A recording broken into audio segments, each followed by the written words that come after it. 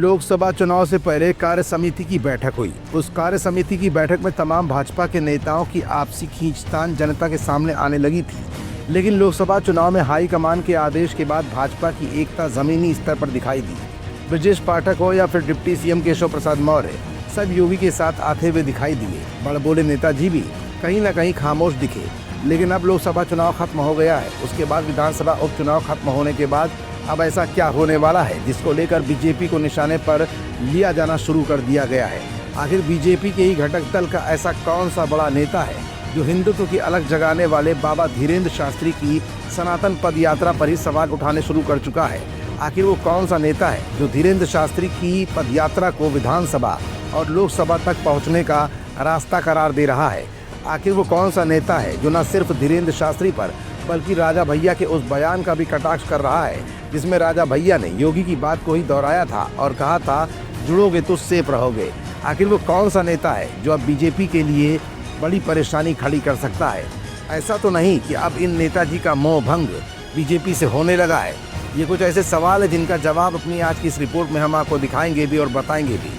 दरअसल ये चेहरा कोई और नहीं बल्कि ये है बड़बोले नेता और उत्तर प्रदेश सरकार के घटक दल सुहेल देव भारतीय समाज पार्टी के राष्ट्रीय अध्यक्ष ओम प्रकाश राजभर। एक बार फिर ओम प्रकाश राजभर के बयान से राजनीतिक सरगर्मियां बढ़ने लगी हैं। दरअसल 29 तारीख को धीरेन्द्र शास्त्री की सनातन पदयात्रा ओरछा में जाकर समाप्त हो गई, लेकिन जाते जाते ये पदयात्रा एक बड़ा राजनीतिक मुद्दा खड़ा कर गई है। इसी मुद्दे पर ओम प्रकाश राजभर ने अपना बयान दिया और कहा कि धीरेन्द्र शास्त्री के पास वोट बैंक की ताकत है। सनातन पदयात्रा महज एक ड्रामा है।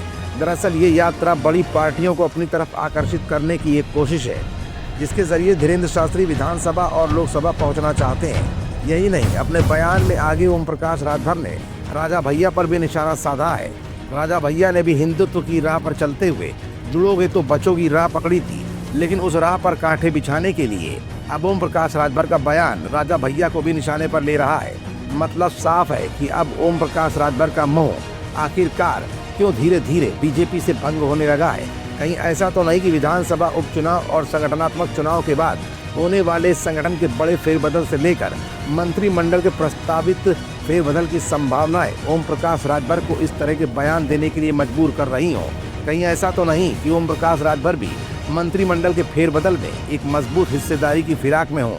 फिलहाल सवाल चाहे कुछ भी हो, लेकिन जवाब यही है कि अब ओम प्रकाश राजभर का मन बीजेपी से भरता हुआ दिख रहा है।